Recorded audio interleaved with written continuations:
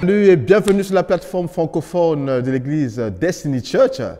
Mon nom est Arlan Ea. Je vous invite à suivre avec nous cet enseignement que nous commençons sur la grâce astronomique. Alors, connectez-vous et je vous rejoins juste après le message. Soyez bénis. Shalom à tous et bienvenue sur la plateforme francophone de l'église Destiny Church. Je me nomme Yannick et c'est un réel plaisir pour moi, bien-aimé, de vous avoir avec nous encore en cette nouvelle édition de la grâce astronomique. L'année dernière, nous avons commencé une série d'enseignements sur la grâce de Dieu. Et comme nous l'avons déjà dit, quand nous parlons de grâce astronomique, nous ne faisons pas référence aux astres. Nous ne faisons pas référence à l'astrologie, mais nous faisons simplement référence à l'immensité, à la grandeur de la grâce que Dieu nous a octroyée par la mort de Jésus-Christ sur la croix. Et nous avons dit que beaucoup de personnes, ou alors beaucoup d'églises de nos jours, font un mélange dans l'enseignement de la grâce. Un mélange qui en lui-même n'est pas l'évangile que Christ a prêché. Un mélange qui en lui-même n'est pas l'évangile que Christ nous a communiqué ou que les apôtres ont prêché. Et ce mélange, il est consisté de méritocratie et de grâce. Un mélange qui est constitué du fait que nous sommes bénis parce que nous posons des actes et nous sommes bénis parce que Dieu, il est bon. Mais quand nous lisons et étudions la parole de Dieu, nous réalisons que tout est grâce. Dieu ne nous bénit pas sur la base d'un mérite. Dieu ne nous bénit pas sur la base des actions que nous posons. Dieu ne nous bénit pas parce que nous sommes bons. Mais Dieu nous bénit simplement à cause de sa grâce. Et dans l'enseignement précédent, mon frère Arlan nous a enseigné sur le thème « La grâce est une puissance qui brise les malédictions ». Bien-aimé, je ne sais pas la malédiction sous laquelle tu vis. Elle peut être une malédiction territoriale. Elle peut être une malédiction ancestrale. Mais il nous a dit une chose, la grâce a le pouvoir de briser toutes ces malédictions. Peu importe la malédiction. Vous savez, quand nous étudions Sodome et Gomorrhe, comme il nous a enseigné dans l'édition précédente, Sodome et Gomorrhe était un lieu maudit. Tous ceux qui vivaient à Sodome et Gomorrhe étaient maudits à cause du lieu où ils étaient. Bien-aimés, pourquoi vivre encore sous la malédiction quand Christ a brisé cette malédiction, quand la grâce est disponible pour que cette malédiction soit brisée? Et notre frère nous a tellement encouragés à venir sous la grâce, parce que sous la grâce, il y a la puissance de briser toute malédiction. Alors je t'encourage, bien-aimé, à rentrer suivre ce message afin d'être béni et de briser toute malédiction sous laquelle tu peux encore vivre.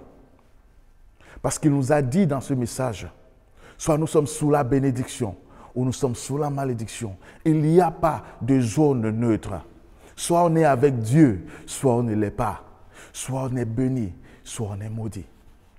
Bien-aimé, je t'encourage aujourd'hui à entrer sous la grâce de Dieu et expérimenter cette puissance qui brise cette malédiction. Pendant longtemps, tu as vécu sous le poids de cette malédiction. En ce jour, Dieu te tend la main. Il dit, viens mon fils, viens ma fille, expérimenter la puissance de ma grâce, expérimenter la bénédiction que je donne au travers de la grâce. Et aujourd'hui, nous allons aborder un autre sujet que j'ai intitulé « Sous l'ombre d'aucun doute ».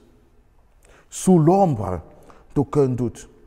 Bien-aimé, la Bible dit, dans le livre de Jean, chapitre 8 et au verset 32, « Vous connaîtrez la vérité, et la vérité vous affranchira. » Il est très important et nécessaire pour nous, enfants de Dieu, de savoir ce à quoi nous croyons. Parce que c'est la connaissance de la vérité qui nous affranchit. C'est la connaissance de la vérité qui nous permet de jouir de la plénitude de ce que Dieu il a pour nous. C'est la connaissance de la vérité qui nous permet de jouir, de nous détourner du doigt accusateur que le diable a pour nous. Parce que ce que Dieu dit dans sa parole, c'est que tout est grâce. C'est que rien n'est par mérite. Alors si tout est grâce et que le diable pointe un doigt accusateur sur tes fautes et que tu permets au diable de nourrir ses pensées, bien-aimé, tu passes à côté de ce précieux sésame. Pourquoi? Parce que tu ne connais pas la vérité. Sans l'ombre d'un doute, bien-aimé, il est important que nous puissions rentrer dans les Écritures.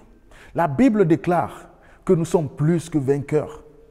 Mais beaucoup d'entre nous vivons comme des vaincus parce que nous ne connaissons pas la vérité. Il y a des gens qui sont morts à l'âge de 30 ans, mais qui en réalité sont morts quand ils avaient 20 ans. Parce que les 10 dernières années de leur vie, ils ont vécu dans l'ignorance. Ils ont vécu loin de ce précieux sésame qui est la grâce. Ils se sont rejetés un blâme qui n'était point le leur. Et ils ont permis au diable de voler 10 années de leur vie. Parce qu'ils étaient dans l'ignorance. Parce qu'ils étaient dans le doute. Le cri de mon cœur, pour toi et pour moi en ce jour bien-aimé, est qu'à la fin de ce message, que nous sachions qui nous sommes en Christ. Pas simplement que nous le sachions, mais que nous vivons notre réalité en Christ. Parce que le diable n'a pas peur d'un chrétien qui lit la Bible. Il n'a même pas peur d'un chrétien qui prie. Mais il a peur d'un chrétien qui sait qui il est. Parce que quand tu sais qui tu es, quand le diable t'attaque, tu fais ce que Jésus a fait. Et Jésus a dit, il est écrit. Parce que quand tu réalises que tu es, qui tu es, le diable ne peut plus s'amuser avec toi. Le diable ne peut plus t'amener dans un monde imaginaire, t'amener dans un monde de doute, t'amener dans un monde de culpabilité. Vous connaîtrez la vérité et la vérité vous affranchira. Mais pour notre passage de ce jour, notre verset de base se trouve dans le livre de Corinthiens, chapitre 2. Le verset 14 et 15 que je vais lire. Il a effacé l'acte dont les ordonnances nous condamnaient et qui subsistait contre nous. Et il a détruit en le clouant à la croix. Et il a dépouillé les dominations et les autorités et les a livrées publiquement en spectacle en triomphant d'elles par la croix. Bien-aimé, la Bible dit dans Colossiens 2, il a effacé l'acte dont les ordonnances nous condamnaient. Mettons une pause ici un instant et examinons cette portion d'écriture. Il a effacé l'acte dont les ordonnances nous condamnaient. Je ne connais pas le péché avec lequel le diable t'accuse aujourd'hui. Je ne connais pas le péché pour lequel tu as le plus de remords, pour lequel tu te dis à cause de ce péché, à cause de cette faute, Dieu m'a rejeté. Prends un bic, prends un papier, écris ce péché sur ce papier.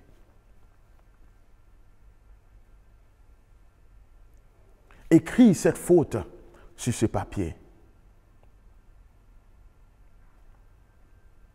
Maintenant, j'aimerais que tu fasses une chose pour moi. Et que tu barres ce péché. Et que tu barres cette faute.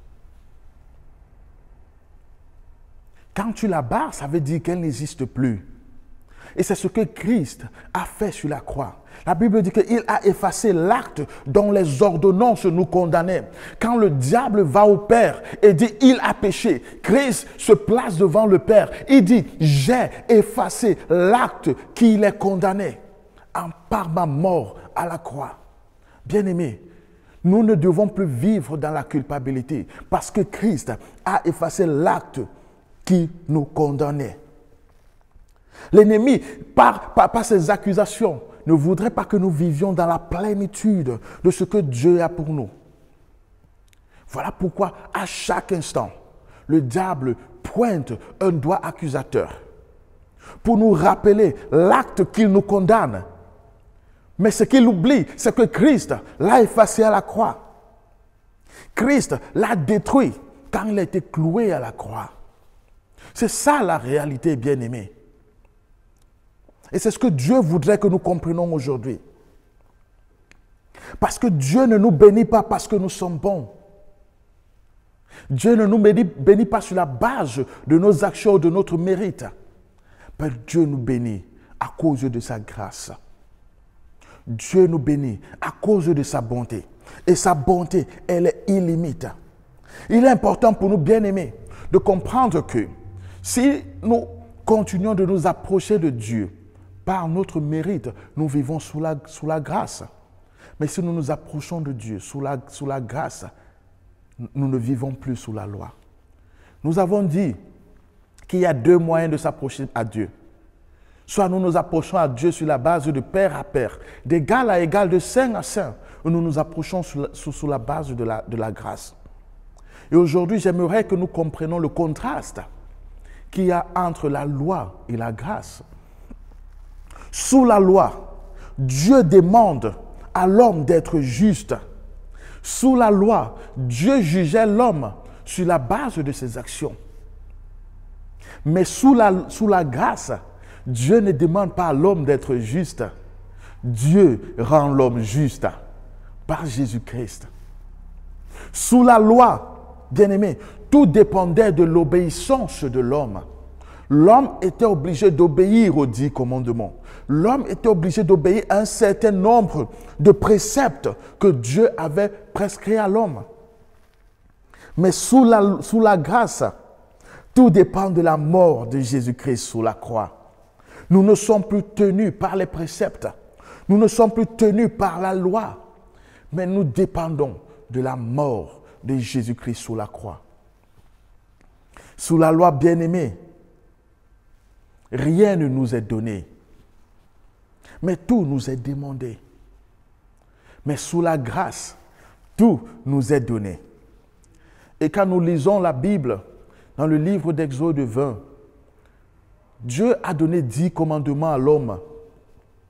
Et quand nous lisons dans le reste du Pentateuque, Dieu n'a pas seulement donné les 10 commandements, il a donné une série de lois. Que ce soit des cérémonies religieuses, de vie dans la société, de vie familiale, que l'homme était obligé de respecter. Mais quand nous nous focalisons sur les 10 commandements, il y a un mot qui revient sans cesse, bien-aimé. Et ce mot, c'est celui-ci. Tu ne prendras point du nom de l'Éternel en vain. Tu ne commettras point d'adultère. Tu ne mentiras point. Tu ne. Mais quand nous tournons dans Hébreux chapitre 8, à partir du verset 8 au verset 13, bien-aimé, Dieu change de langage. Il ne dit plus à l'homme, tu ne. Mais voici ce que la Bible dit. Voici les jours viennent, dit le Seigneur, où je ferai avec la maison d'Israël et la maison de Juda une alliance nouvelle. Je ferai avec la maison d'Israël. Je mettrai mes lois dans leur esprit. Je les écrirai dans les cœurs. Et je serai leur Dieu. Et ils seront mon peuple. Je pardonnerai leur iniquité. Et je ne me souviendrai plus de leurs péchés. Bien-aimés, nous quittons de tu ne de l'Ancien Testament pour je ferai dans le Nouveau Testament. La loi nous appelait à poser des actes. Mais dans le Nouveau Testament, c'est Dieu qui pose un acte envers nous. Dans l'Ancien Testament, il était question de l'homme, tu ne. Mais dans le Nouveau Testament, il est question de Dieu qui dit, je ferai ceci pour l'homme. Bien-aimés, la loi nous demande, mais la grâce nous donne. Alors je ne sais pas où tu veux te placer aujourd'hui, mais je t'invite, bien-aimé, à vivre sous la grâce, parce qu'elle donne tout ce dont tu as besoin. Il y a de cela 2 semaines, mon frère Kishan nous a parlé sur la grâce qui est une puissance pour une percée. La semaine dernière, mon frère Arlan nous a prêché sur le thème la puissance pour briser les malédictions. Bien-aimés, nous pouvons voir que la grâce n'est pas simplement un terme générique. Mais la grâce est une réalité, la grâce est un fait. Elle apporte une percée comme nous a enseigné notre frère Kishan. Elle brise la malédiction, comme nous a prêché notre frère Arlon. Et aujourd'hui, elle nous dit qui nous sommes exactement en Dieu. Le problème que nous avons aujourd'hui à l'Église est que nous avons substitué la grâce par la méritocratie. Mais Dieu aimerait que nous rentrons dans la plénitude de la grâce. Et aujourd'hui, j'aimerais partager 3 points avec nous qui, par la grâce de Dieu à la fin de ce message, changera notre mentalité, changera notre perception de qui nous sommes en réalité avec Dieu. La première chose que j'aimerais partager avec nous est tirée de Colossiens 2, verset 14. Et il est écrit, « Il a effacé l'acte dont les ordonnances nous condamnaient et qui subsistait contre nous. Et il a détruit en le clouant à la croix. » La première chose que j'aimerais dire aujourd'hui, bien-aimés, est que nous sommes entièrement pardonnés. Oui, bien-aimés, comme vous l'avez compris, nous sommes entièrement pardonnés. Jésus-Christ, par sa mort à la croix, a pardonné ton péché. Il a pardonné mon péché. Mais ce qui est splendide dans ce pardon est que Christ a pardonné notre péché passé. Mais la vérité est celle-ci. Ton péché, mon péché, passé, présent et futur, il a été pardonné. Et c'est ça la réalité que le diable ne voudrait pas que nous comprenions. Il nous bombarde d'accusations, il nous bombarde de condamnations. Il voit notre entendement spirituel. Bien-aimé, oui, tu as péché. Oui, j'ai péché. Mais ce péché, il a été pardonné. Entièrement, complètement. Comme le dit Colossiens 2, 14. Il a effacé l'acte dont l'ordonnance nous condamnait. Bien-aimé, quand tu te présentes devant Dieu chaque soir et que Dieu te regarde, frère, il ne te voit pas. Sœur, il ne te voit pas, mais il voit Christ. Comme la Bible le dit dans Galates 2:20, que si je vis, ce n'est plus moi qui vis, mais c'est Christ qui vit en moi. Quand je me présente devant Dieu, frère, Christ a changé mon ADN. C'est Christ qui me représente devant le Père. Et Christ, il est sans péché. Bien-aimé, l'homme n'ira pas en enfer parce qu'il a péché. Contrairement à ce que nous avons toujours été dit, contrairement à ce qui a toujours été enseigné, qui est enseigné dans les églises, l'homme ne va pas en enfer parce qu'il a péché. L'homme va en enfer parce qu'il n'a pas accepté Jésus. Parce que le péché a été pardonné à la croix. Le travail, la responsabilité de l'homme, c'est de venir à Christ et de jouir de ce pardon-là. Parce que Christ est mort une fois et une fois pour toutes. Alors en donnant nos vies à Jésus, nous devenons justes, pas parce que nous sommes sans péché, mais parce que Christ nous a communiqué la justice. Bien-aimés, nos péchés passés, présents et futurs sont déjà pardonnés par Christ. Et Christ est mort pour nous. Bien-aimés, rejette cette culpabilité que le diable amène sans cesse dans ta pensée.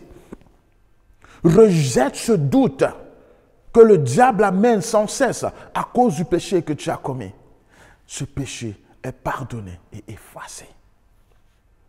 Il a effacé l'acte dont les ordonnances nous condamnaient. Il a effacé l'acte dont les ordonnances me condamnaient. Il a effacé l'acte dont les ordonnances te condamnaient. Il a effacé l'acte dont les ordonnances nous condamnaient. Gloire à Dieu, bien-aimé. Il a effacé. Il a effacé. Il a effacé. Il a effacé. Frère, sœur, Christ a effacé l'acte dont les ordonnances nous condamnaient. Quand Dieu te regarde, il voit une personne parfaite. Quand Dieu te regarde, il voit une personne sainte, pas à cause de toi, mais à cause de Christ en qui nous sommes. Le deuxième point que j'aimerais partager avec nous aujourd'hui se trouve dans le livre d'Éphésiens chapitre 2, du verset 1 à 6. C'est une portion de l'écriture un peu longue, mais je tiens à la lire parce qu'elle est bénissante et elle est tellement riche d'enseignements. Il est écrit dans Éphésiens 2, verset 1 à 6. Vous étiez morts par vos offenses et par vos péchés, dans lesquels vous marchiez autrefois, selon le train de ce monde, selon le prince de la puissance de l'air, de l'esprit qui agit maintenant dans les fils de la rébellion. Au verset 3, il est écrit: mais nous tous aussi, nous étions de leur nombre et nous vivions autrefois selon les convoitises de la chair, accomplissant les volontés de la chair et de nos pensées. Et nous étions par nature des enfants de colère comme les autres. Mais Dieu, qui est riche en miséricorde, à cause du grand amour dont il nous a aimés, nous qui étions morts par nos offenses, nous a rendus à la vie avec Christ. C'est par la grâce que vous êtes sauvés. Il nous a ressuscités ensemble et nous a fait asseoir ensemble dans les lieux célestes avec Jésus-Christ. Amen. Le deuxième point que j'aimerais partager avec nous aujourd'hui est: nous sommes assis avec Christ dans les lieux célestes. C'est notre position spirituelle actuelle. Nous sommes assis avec Christ dans les lieux célestes. Comme le dit Éphésiens 2, verset 6, il nous a ressuscités ensemble et nous a fait asseoir ensemble dans les lieux célestes en Jésus-Christ. Mais cette portion d'écriture, elle est coupée en deux. L'apôtre Paul commence par nous rappeler notre état spirituel précédent. Il dit: nous étions morts au péché. Nous étions comme des autres. Nous marchions par la chair. Nous marchions par nos pensées. Nous étions influencés par le prince de l'air, par l'esprit qui agit. Nous étions comme les autres. Nous étions rejetés. Nous étions sales. Nous étions dans le péché. Mais au verset 4, il dit: mais Dieu qui est riche en miséricorde, il nous a pardonné et il nous a fait asseoir avec Christ dans les lieux célestes. Bien-aimés, écoutez le langage que l'apôtre Paul utilise. Il ne dit pas: vous serez assis. Il ne parle pas d'un futur. Il parle du présent. Il dit: nous sommes assis. Et l'apôtre Paul était encore en vie quand il parlait. Bien-aimé, ce n'est pas une révélation du futur. C'est une révélation du présent. Ce n'est pas un état spirituel du futur. C'est un état spirituel du présent. Nous sommes assis avec Christ dans les lieux célestes. Nous ne sommes plus morts, mais nous sommes en vie. Bien-aimés. Et ce n'est pas sur la méritocratie. Parce qu'au verset 4, il dit: mais Dieu qui est riche en miséricorde à cause de son grand amour, nous étions morts et il a pardonné nos péchés. Bien-aimés, nous sommes assis avec Christ. C'est ça notre position. Nous sommes assis avec Christ dans les lieux spirituels. Nous sommes assis avec Christ dans les lieux célestes en Jésus. En Jésus. Bien-aimé, quand tu n'es pas en Jésus, tu n'es pas assis dans les lieux célestes avec Christ. Il faut être en Jésus. Mais le problème est que le diable nous prive de cette réalité. Nous prive de ce privilège de jouir pleinement de notre position d'autorité. Parce que être assis avec Christ dans les lieux célestes est une position d'autorité. C'est là où nous sommes bien-aimés. Oui, nous sommes sur la terre. Oui, nous sommes faits de chair. Oui, nous péchons. Mais la réalité demeure celle-ci. Nous sommes assis avec Christ dans les lieux célestes en Jésus. Bien-aimé, n'aie pas un doute sur ce fait. N'aie pas un doute sur cette réalité. Parce que quand tu viens à Christ, peu importe le nombre de jours que tu es en Christ, ça peut être 1 heure, 2 heures, 1 jour, 1 semaine, 3 semaines, 10 ans. Bien-aimé, Tu es assis avec Christ dans les lieux célestes. Quand tu demandes pardon à Dieu, quand tu te tournes à Jésus, il pardonne ton péché. Il t'enlève du royaume des ténèbres et t'installe dans les lieux célestes avec Christ. Et cela devient une réalité présente et future. Bien-aimé, tu es assis dans les lieux célestes avec Christ. Je suis assis dans les lieux célestes avec Christ. Et cela parle d'autorité. La Bible dit dans le livre de Luc chapitre 10, 19, « Voici, je vous ai donné le pouvoir de marcher sur la puissance de l'ennemi et rien ne pourra vous nuire. » La raison de Christ nous donnant ce pouvoir, c'est parce que nous sommes en position d'autorité. C'est parce que nous sommes assis dans les lieux célestes avec lui qui nous donne ce pouvoir. Bien-aimé, ne vis pas en dessous de ce que Dieu a pour toi. Ne vis pas comme un vaincu parce que tu n'es pas vaincu. Tu es un vainqueur. Ne vis pas comme quelqu'un qui est assis dans la boue parce que tu n'es pas assis dans la boue. Tu es assis dans les lieux célestes en Jésus-Christ. Bien-aimé, quelle position merveilleuse que Christ nous accorde en tant qu'enfant de Dieu, d'être assis avec Christ dans les lieux célestes. Et cela n'est pas sur la base de la méritocratie. Cela n'est pas parce que tu es bon. Cela n'est pas parce que je suis bon. C'est à cause de la grâce et de la grâce uniquement que nous avons quand nous embrassons Christ comme notre Seigneur. Bien-aimés, nous sommes dans les lieux célestes. Voilà notre vraie position en Christ.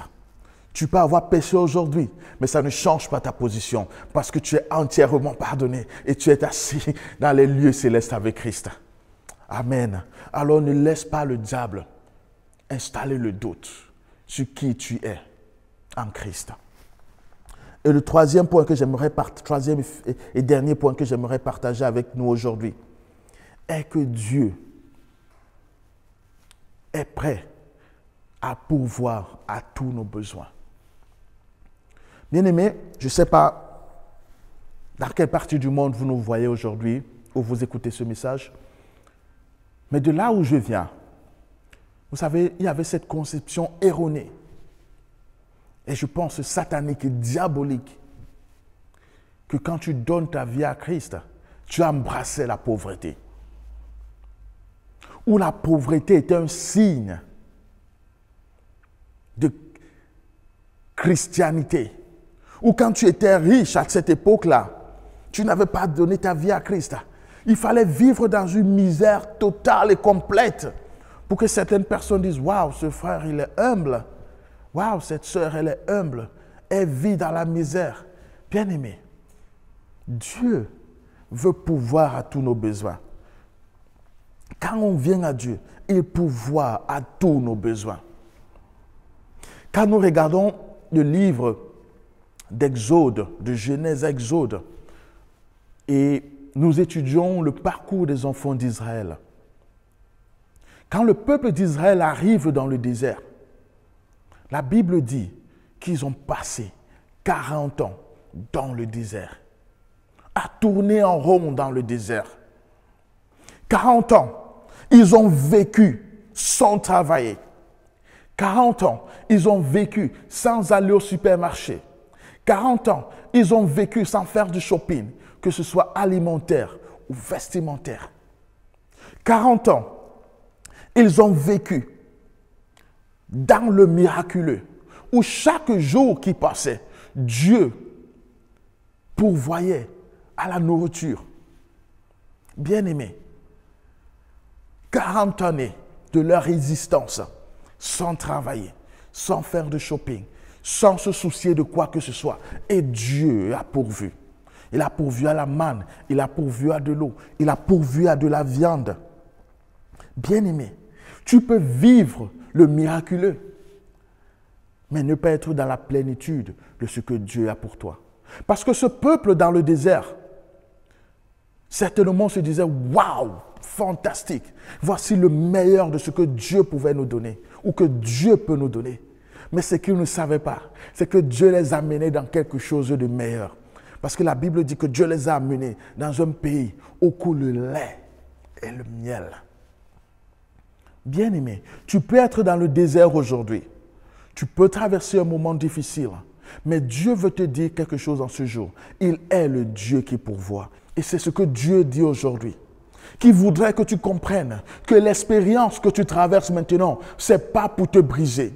L'expérience que tu traverses maintenant, ce n'est pas parce qu'il t'a rejeté. L'expérience que tu traverses maintenant, ce n'est pas parce que tu as commis un péché. C'est parce qu'il t'amène dans quelque chose de meilleur. C'est parce qu'il veut révéler un côté de lui que tu ne connais pas encore. Comme il a fait au peuple d'Israël bien-aimé.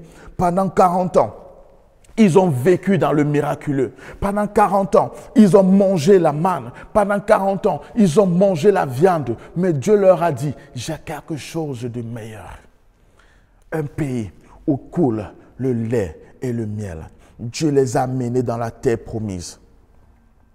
Bien-aimés, le peuple d'Israël pouvait rester dans le désert et dire, pourquoi partir à la terre promise? Nous avons tout ce dont nous avons besoin ici. Mais Dieu avait quelque chose de meilleur pour eux. Et Dieu dit en ce jour, j'ai quelque chose de meilleur pour toi. Le meilleur reste à venir. Peu importe tes soucis, peu importe tes troubles, peu importe tes défis, peu importe le désert dans lequel tu es, c'est une étape que je te fais traverser parce que je veux me révéler à toi. Je veux te montrer un côté de mon existence, un côté de moi que tu ne connais pas encore. Fais-moi juste confiance parce que le meilleur reste à venir.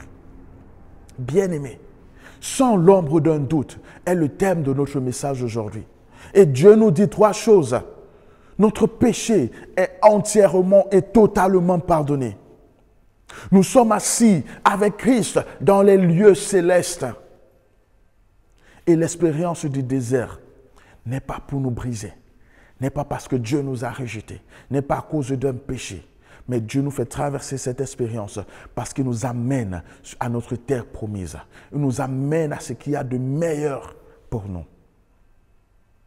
Alors si tu écoutes ce message en ce jour et que tu as déjà donné ta vie à Christ, bien-aimé, sois fortifié, sois encouragé. N'aie l'ombre d'aucun doute que tu es dans le plan parfait de Dieu. Tu es au centre de ce que Dieu a pour toi. Oui, tu as péché. Oui, j'ai péché. Mais ce péché, il est pardonné.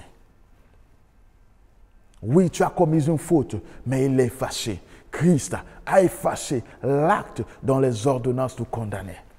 Nous nous tenons devant Dieu aujourd'hui étant justes. Nous nous tenons devant Dieu aujourd'hui sans condamnation à cause de Christ. Mais si tu n'as pas encore accepté Christ, je t'invite, bien-aimé, à venir à Christ, à quitter sous la malédiction de la loi et à embrasser la bénédiction de la grâce.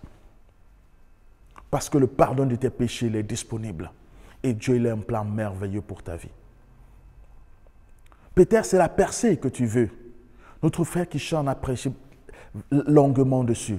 La grâce a une puissance pour une percée. Écoute ce message et ta percée va venir. Peut-être tu vis sous la malédiction à cause du lieu où tu es, à cause de ta famille, une malédiction générationnelle. Notre frère Alain nous a dit, la grâce a une puissance qui brise toute malédiction. Bien-aimé, et aujourd'hui je dis, sans l'ombre d'un doute, la grâce brise la malédiction. La grâce apporte la percée et tu es pardonné. Alors, je t'invite à donner ta vie aujourd'hui à Jésus et à entrer sous cette grâce que Dieu est là pour toi. Alors, je t'invite à répéter cette prière après moi aujourd'hui. Seigneur Jésus, merci d'être mort à la croix pour moi. Merci pour le pardon de péché.